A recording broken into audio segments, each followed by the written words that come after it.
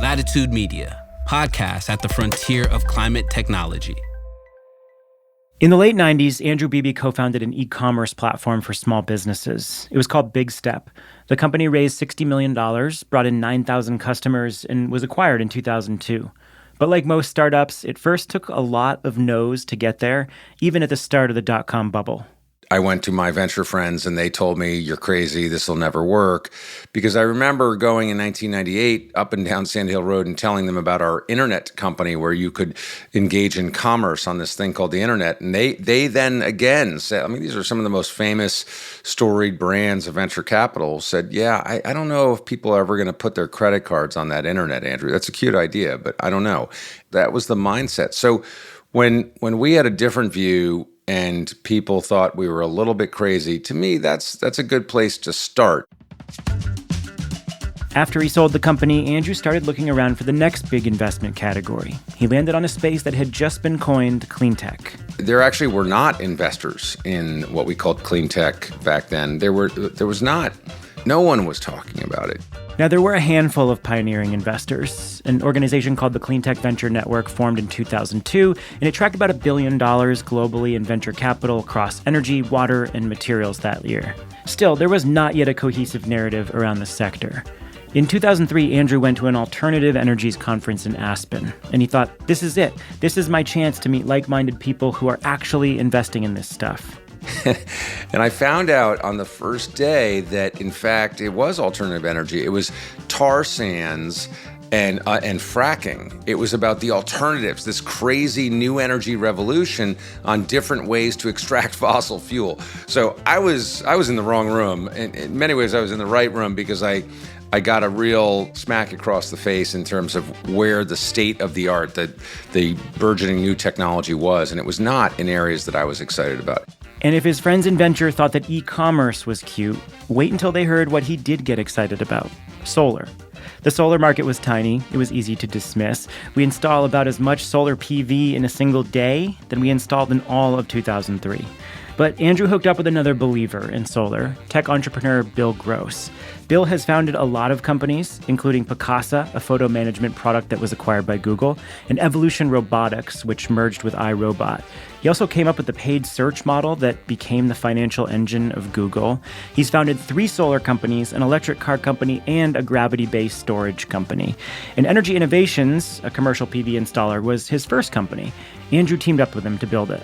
I had looked at hydrogen, I had looked at different types of flow batteries and all sorts of new technology, and I really homed in on solar as the one that was expensive for illogical or unnecessary reasons. And it took about 10 years, but we, along with, at that point, thousands of other people, we were able to really transform that industry to what it is today. And in fact, it went much further after I stepped aside. And you know, we went from $10 a watt when I started to $1 a watt when I was leaving. And really, people have taken it almost an order of magnitude down from there. And it's just extraordinary.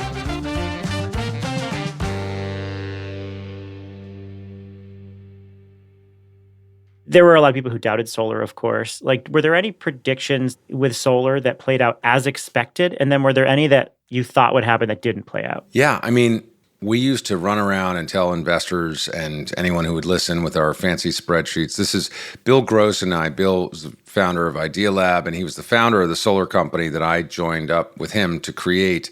And he was the CEO and I was the president. We would run around with fancy spreadsheets and special models that would tell everyone how we were going to get from this $8 or $10 down to $1 a watt. And the truth was, like any good founder, we didn't know exactly how it was going to work and exactly what time frame. And then when I sold that company to Suntech and I joined Shengrong Shi at Suntech, who is the founder of Suntech and a wonderful solar cell scientist, he really understood the science much better than I did.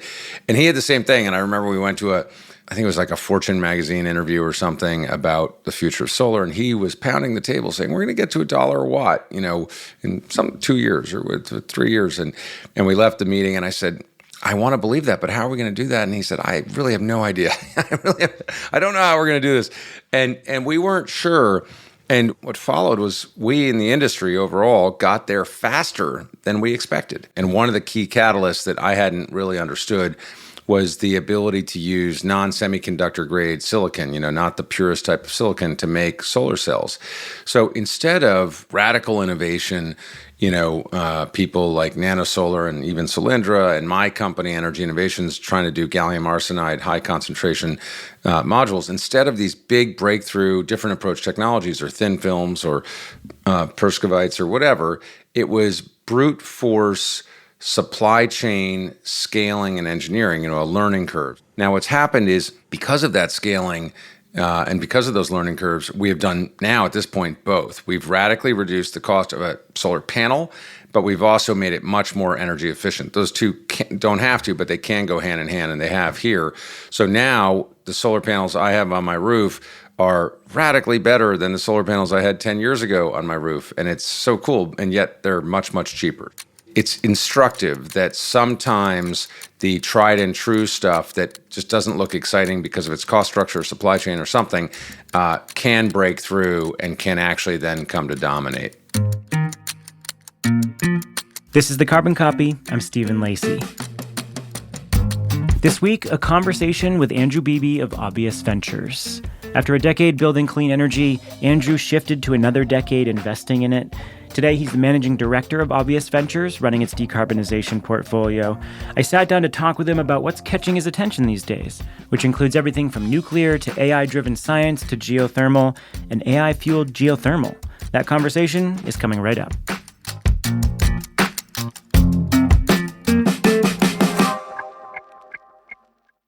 America's green banks are preparing to unleash a wave of capital for clean energy. The Greenhouse Gas Reduction Fund invests a historic $27 billion in projects nationwide. This could mobilize up to $150 billion of private capital for solar, storage, efficiency, and electrification in underserved communities. So how do we deploy those billions quickly, efficiently, and with the highest impact? On July 18th, Latitude Media and Banyan Infrastructure will host a virtual event exploring the on-the-ground realities of making America's green banks a success. Register for free by clicking the link in the show notes or go to latitudemedia.com/events. Clean energy and climate tech are policy-driven industries, and anyone working in this field touches local, state, and federal policy in a very real way. And that's why you should be listening to Political Climate, a podcast from Latitude Media and Boundary Stone Partners that delivers an insider's view on climate policy and politics. Every other week, co-hosts Julia Piper, Emily Domenech, and Brandon Hurlbut cover the nuances of government funding, regulations, backroom negotiations, and the election, of course.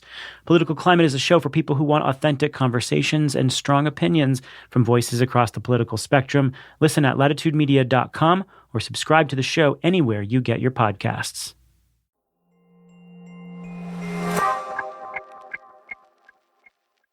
So you write frequently about the tech economic market forces that are shaping your view on companies or sectors that you're investing in. And back in 2021, I remember you wrote this piece about how we've entered the climate decade. You walked through everything from costs to consumer preferences to the emergence of a more sophisticated class of climate venture investors. Here we are, we're almost halfway through the decade. Obviously, a lot has changed since then. We've got a very different macroeconomic picture. We have rising power demand, big new load pockets across the country. We've got a new era for AI, lots of IRA spending, a surge of EVs, electrification. So much new has happened or has been a continuation of the trends that you saw playing out. What is your view on how the decade will play out? Has it changed since that piece in 2021? I'm really good at putting forth a bunch of ideas and then not holding myself accountable for the results. Well, here we are. So I should pull it up. I really should take a look. But yeah, you're right. At the halfway point would be a good time to do that. I think that the review of those predictions and sort of the state of where we are would be a story of puts and takes, some good things and some bad things. At the macro, one of the things that has continued, I've been very pleased to see, is just, two things that have continued. Massive influx of capital. That's, I think, catalytic and helpful. And different flavors of capital, too. So yield capital, people who just want to build solar farms and wind farms and, people thinking about afforestation and real estate when it comes to resiliency and the ways that it might impact climate in beneficial form. So infrastructure dollars, these are lower yield things, and then venture dollars, and then growth dollars. So I'm very happy companies, firms like Generate Capital have innovated in that realm, in the in-between realm, and then a lot of venture firms, and then typical folks like Wellington and Goldman and BlackRock and others just pouring capital in at the upper end. So that's something that we talked about then and has persisted. That's terrific. I think the other big one is just the extraordinary amount of youthful energy coming into the field. There's a lot of talk about climate despair and mental health with young people and climate being part of that. I'm sure that's true. I'm also sure that young people are, a lot of people, but young people are incredibly energetic, and they're not going to give up. And what I see of people graduating and entering college, I asked Yet-Ming Chang, a wonderful professor at MIT and a famous founder of many companies in climate. He still teaches I think a chemistry 101 course with freshmen, which I love. And I asked him, what do they want to study? And he said, well, 50% want to do climate. And I lamented that and said, come on, what do the other 50% want to do? And he wryly smiled and said, well, they want to do robotics and they want to do computer science for climate. So, his rough view was that it's all the best and brightest minds, especially on the technical side, are thinking about. And that's extraordinary. So those two things, money and energy from future founders and future engineers and future HR people, whatever their role is, I think there's just a lot of influx. And that was very different than 20 years ago when I think the ranks were thinner. I think we've also had some surprises. If you had asked me 4 years ago about, hey, do you think there's going to be one of the biggest expenditure bills in the history of the U.S. government only focused on climate, passed and signed by a president? I would have said, no way.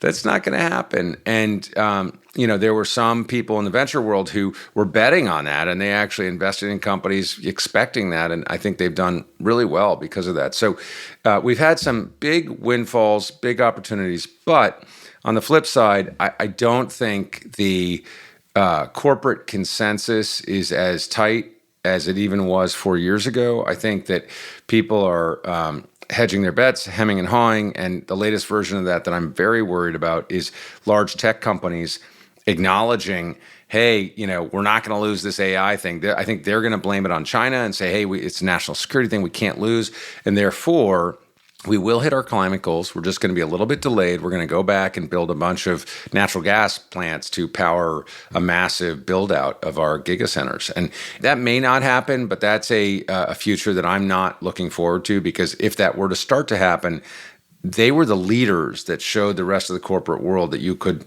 stake these claims and you could go down this path. And I really laud them for it. It's extraordinary what they've done. For them to unwind that in any way would be politically really dangerous. And I think it would start to give permission to other people who have been far less focused and committed to start to backpedal easily. And I'm talking about oil and gas majors, infrastructure people for whom that transition is just very, very costly and difficult. It's existential. But it also includes maritime shipping companies, large industrial companies, commodities, steel, cement, agriculture, whatever. All of these companies are trying to figure out how to make this transition, while I suspect many of them at the same time are maybe hoping it goes away a little bit, this pressure. Without that pressure, I think some of our objectives are just slipping out of reach. I want to slice off that AI piece a bit. That brings us to one of the first topics that I wanted to chat about, your investment thesis on AI and climate tech specifically. I mean, clearly the power demand issue is a problem. We just saw in Microsoft's sustainability report, emissions have gone up 30% in the last year. Energy demand is up 20%, and they're basically saying it's all AI in their data center expansion. And, they're going to double the amount of data center capacity they have in the next year. So it's a big deal, but I am a believer that the net benefit to the energy system in society will be positive. It'll unlock all sorts of new and interesting applications in the power sector and beyond. And I know that you are really focused on the AI space. In talking to a lot of investors, like many don't see AI as a standalone category. It's sort of like it fits into other climate tech classes. How do you, at a broad level, think about AI and climate tech? AI and climate tech is just a fascinating discussion because I think, for sure, in some ways, AI is driving this explosion of electricity demand that could set people back in their climate goals. At the same time, many aspects of AI as an enabling technology are going to help us present solutions to these challenges. So it's pretty circular, pretty complex. But let's see, a couple things. I think the explosion of demand for electricity is a good thing. It can help drive a transition to cleaner generation, but there's a matching and a speed problem in terms of catching up to that demand. And I think that is what people are fretting over. It's not just AI, it's also electric vehicles, it's also crypto, it's also onshoring in the case of America. So these are big challenges that are not going to go away. What we need to focus on is, I would say unlocking gridlock. Gridlock for me is this concept of not being able to get more clean baseload power generated, but then moved and then removed from the grid itself. And all of that, those are three big things, make it, move it, and then use it. Those are all ripe for innovation and investment. I have no doubt that innovation and investment and AI itself will be extremely helpful in solving those problems. We are very, very good when we focus enough. We're very good at solving these deeply technical challenges. I am worried about the timing of it. And that's why I would sequence, just to take the generation side, I would sequence it in three phases. What are the things we can do right now? What are the things we can do in the near term? And then what's the long-term future? And to me, the long-term future, I think it's very likely that it involves fusion as a generation source.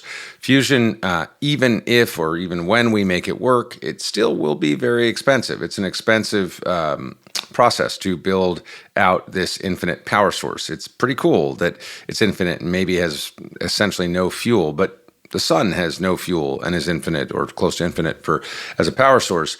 And we've been using that for a long time. It was very expensive. It took a long time to make it cheap.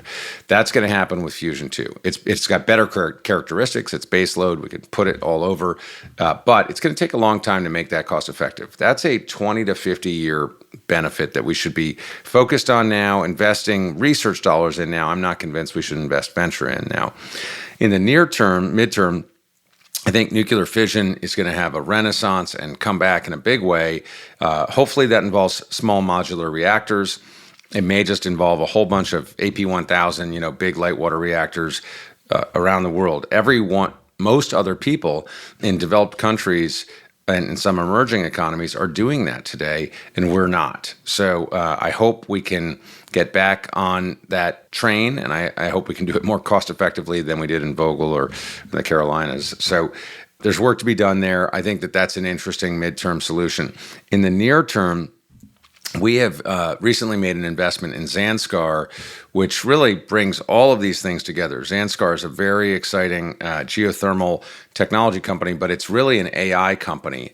They are just using software to deliver what we would call generative science. There's generative media, large language models have been doing incredible things to make great chatbots and enable a lot of co-piloting across the business world.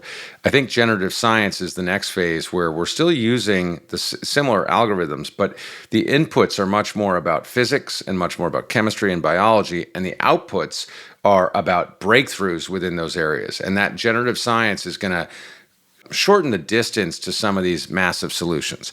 Zanskar is generative science at work. They take physics-based models, physics-based data sets, train models on them, and then output basically a treasure map for where we should look for large deposits of heat, of shallow deposits of heat that are accessible for geothermal electricity generation. Today, geothermal is a great source of energy, but it's hard to find. Unless you see steam shooting out of the ground, we actually have trouble locating big areas of heat that aren't super deep. Super deep heat. And are you talking about just heat, or are you talking about hydrothermal resources, or just hot rock? Yeah, great question. So I'm talking about supercritical areas where you have enough heat that either using liquid that's in the ground or using above ground liquid, you can do a thermal transfer and make electricity. So this is not about heating and cooling. There are a bunch of great companies, Dandelion and Bedrock and others, who are working on that. This is about power generation systems that have power plants topside that can pump tens or hundreds of megawatts of power onto the grid. So Zanskar doesn't have special drilling technology. They don't have new fluids or new Rankin cycle systems on the top. They literally just have a better way to look for geothermal, because in America, there's only a few sites, and those sites were where like geysers in Northern California, where we see stuff coming out of the ground. In Iceland and Indonesia, there are a bunch of sites because you can see the steam coming out everywhere. It's very accessible to get to that very, very hot area underground. Today, when we drill wells looking for geothermal, we'll drill 10 wells and get one hotspot. And that's not cost effective. Those wells are very expensive. With Zanskar, they have been proven that they can drill 10 wells and get 90% hit rates. And so 9 out of 10 instead of 1 out of 10. That flips the switch on geothermal being an extraordinary power source. This is like a here and now nuclear power source that we can turn on anywhere with no waste and a lot less regulatory approval needed. So I see a world where, and these conversations are happening now, where the major tech companies, they'll go and buy more merchant nuclear facilities like Amazon did. I think there's 9 or 10 of those in America. There's 90 nuclear facilities, but only a few of them are merchant. That'll work. That's a net zero game, so that'll take power from other people, and I think that's going to create some challenges. But building de novo facilities to power either clusters or giga sites for massive data centers, I think is going to be much, much harder. And they're going to try with small modular reactors. That's a 10-year kind of process. But doing it with geothermal, I think we could do in 3 or 4 years very, very easily. And that's what I'm excited about in the near term.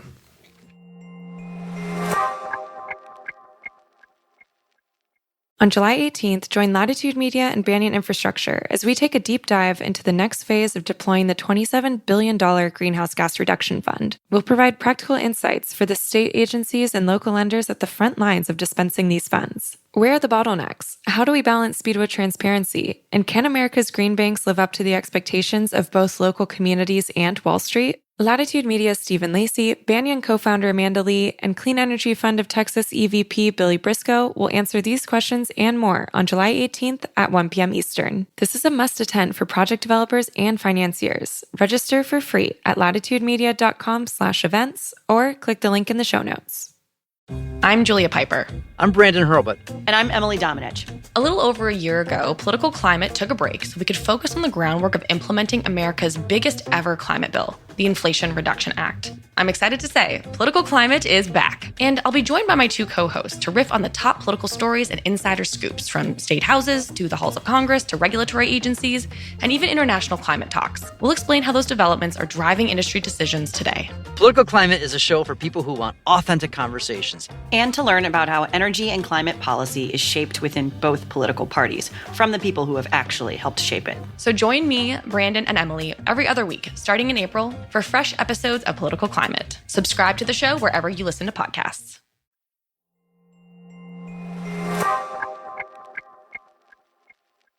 So back to the AI piece, I'm particularly intrigued by the use of AI for things like materials discovery or exploration, which we've been talking about, not just geothermal, but stuff like geologic hydrogen, right? Like there's a lot of interesting applications of AI there to find these pockets of hydrogen deposits, grid planning and grid modeling.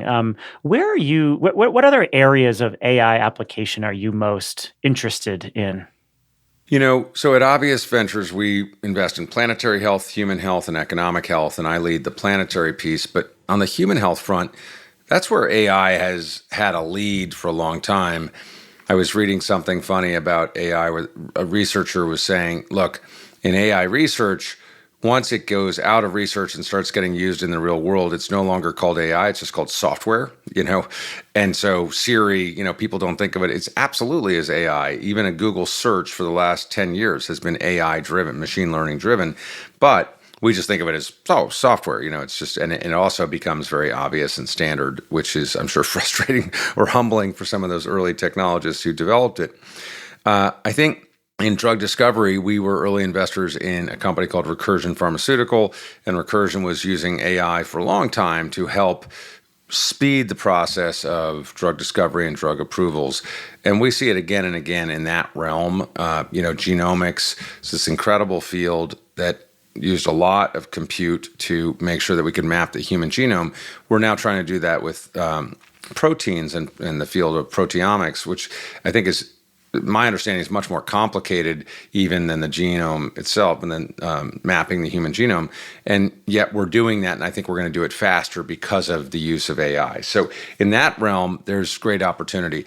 In our world of climate, we talked for decades about this concept of a digital twin, and GE, I'm sure, made some cool commercials about their jet engines and how they could, look at the blades and wear and tear and carbon fiber because of the digital twins. And I think that's real. I think that was a real thing. Those are expensive and complex systems, but they were driven, I'm sure, even then, with some use of machine learning. And now that kind of physics-based model inputting into, and mechanical models and materials models getting inputted into very similar models to the generative AI that's used in media, I think is going to produce this world of generative science. And it's going to bring us closer and closer to what we consider the edge of the possible today, and actually will push out our definition of what's impossible. I see an analogy in that exact scenario to wing design for aircraft. 40 years ago, maybe even 20 years ago, if you were building a new aircraft or you were building a new car design, you would have your models, your digital models, and you would make fluid dynamics and analytics and predictions. But until you put it in an air tunnel, until you flew it, you just weren't sure. Now that gap has gotten much tighter, and our fluid dynamics software is extraordinary, and our ability to predict the outcome is, in the 99%. So at Lightship, which is just an RV, it's not a flying vehicle, but and this happened at Lilium too, which is an electric flight company. We modeled designs in software, and then we ultimately built them, put them in wind tunnels, and drove them, et cetera. And our predictions were spot on. So that software has really leapt past where we were in a very difficult thing to model. The same thing is going to happen with things like fusion containment vessels. And then the iterative loop of how quickly we can build and test things is going to get much more rapid. And the same thing with chemistry models for materials. As you said, materials like batteries are the obvious choice, but even plastics and polymers that are going to be better at unlocking themselves after use so that they can be broken down and either recycled or composted much more readily without some of the challenges we're facing today. Well, since you mentioned Lilium, I do have to ask you about electric aviation. So the last time I think we actually recorded a conversation together, it was in 2018, and we talked specifically about electric vertical takeoff and landing aircraft and how it would sort of change regional air travel pretty quickly. And I'm wondering, do you still believe that? Like, what developments have we seen in that space, and has it met expectations?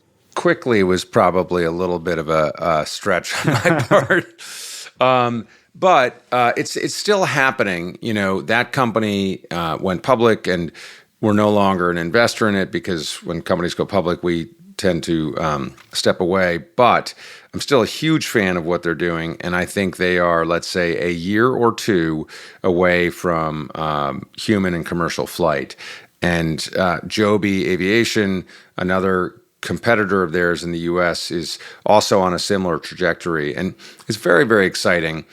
I do think it is going to transform things, and I do think that they definitely overestimated what they could do in the 2 to 5 year time frame.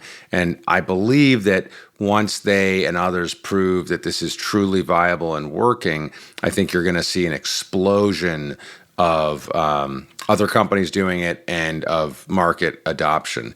We see this in the drone industry, right? drones were sort of magical and weird and playthings, and now not only are they critical in warfare, but they're also doing things. I mean, I'm sure you've seen a drone show where hundreds or thousands of drones are in coordination with one another, displaying billboards in the sky. I was in Dubai recently, and just strolling along the Gulf and in the evening, and looked up, and there happened to be a drone show, and I was mesmerized. It was very impressive, but at the end of it, the drones configure themselves into a QR code, and you could just point your camera, your phone at the QR code in the sky and get more information. It was basically an advertisement, I think. But that is magical and miraculous that could be done.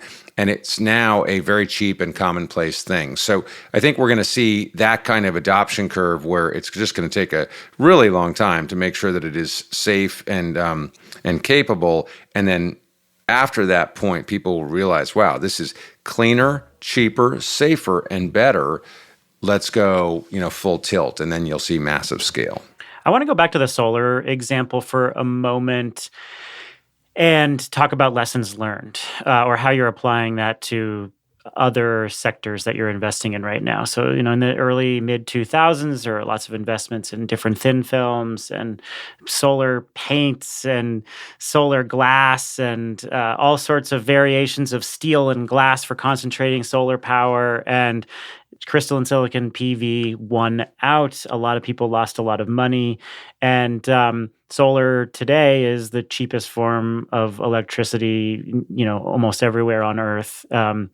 And I wonder if you look at any other areas where there's like a lot of investment, a lot of activity, a lot of different experimentation, and if you see like a particular technology make the same impact in a sector like solar did in the power sector. Yeah, I mean, we are shaped by our experiences. So, of course, this weighs on me, and I often try to disassociate myself with some of those past learnings because I worry that I'm too focused on not repeating, some of those experiences in the past, and instead, need to remain open to the concept that things really change. And the classic example there is battery technology. Battery technology is going through the exact same kind of scaling and ramp, and even the political challenges are the same. Let's tariff everything from China. Let's try to make it here. And what we decided as a firm was the outcomes were going to be pretty similar too. Whether China dominates or Korea dominates, I'm not sure. I don't think cell manufacturing is going to happen here without contortions on the political front. But I think batteries are going to be as big an industry, if not bigger, than solar in a lot of ways because of their impact on automotive. And yet we have not invested in a single battery chemistry company.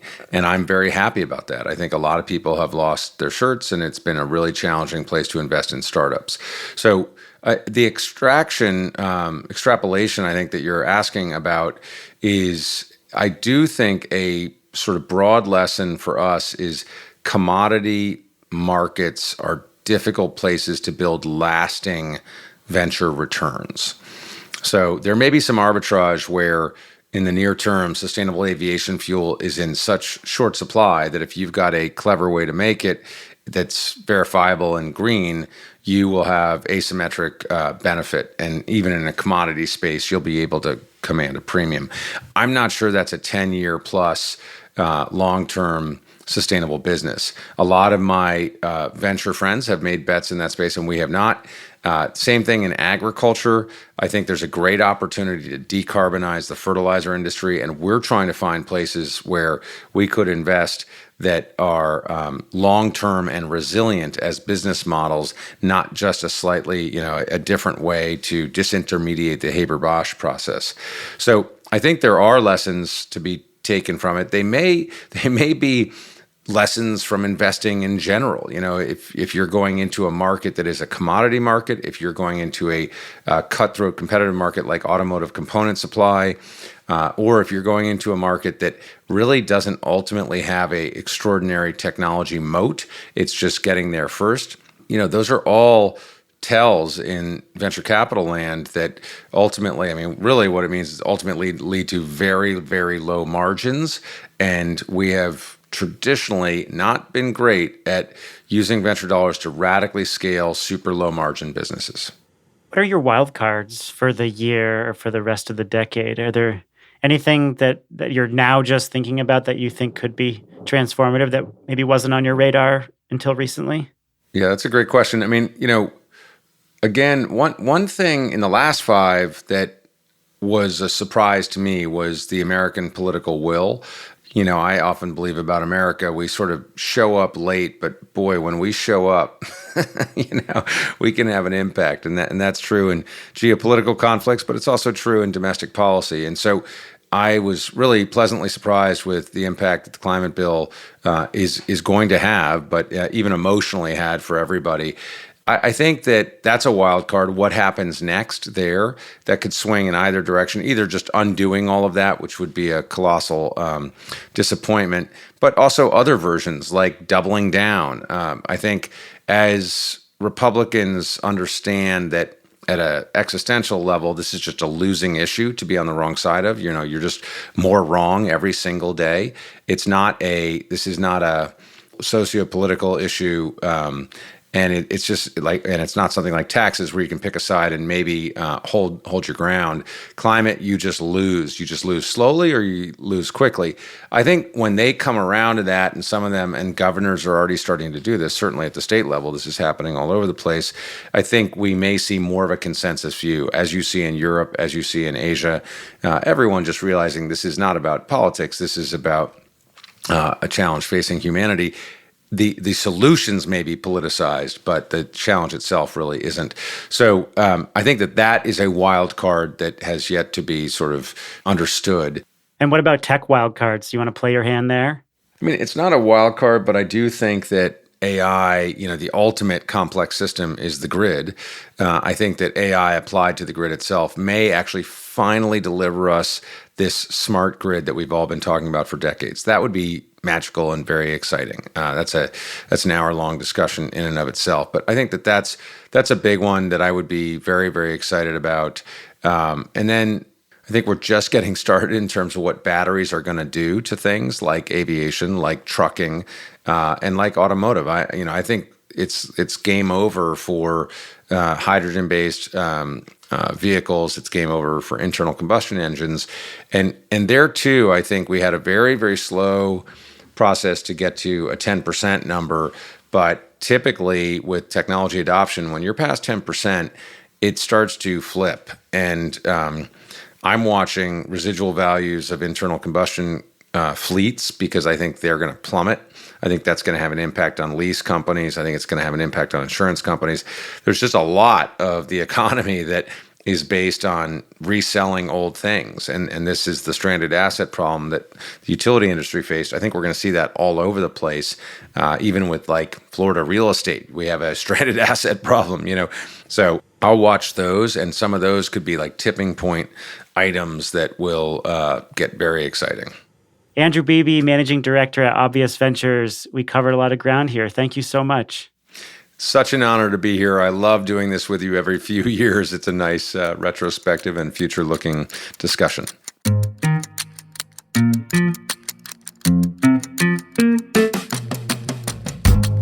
And that's going to do it for the show. Head on over to latitudemedia.com and make sure to subscribe to our newsletter. If you were subscribed, you might have seen the story we put together on the Obvious Ventures Zanskar investment and what the combination of AI and geothermal means for the industry. You'll get all our editorial coverage in your inbox when you sign up. And we'll also have a roundup of our podcast at the end of the week. You can find transcripts as well. And if you could just do us a favor and give us a rating and review on Apple and Spotify, it is so helpful. And there's a reason why we ask that every single week, because it actually is helpful.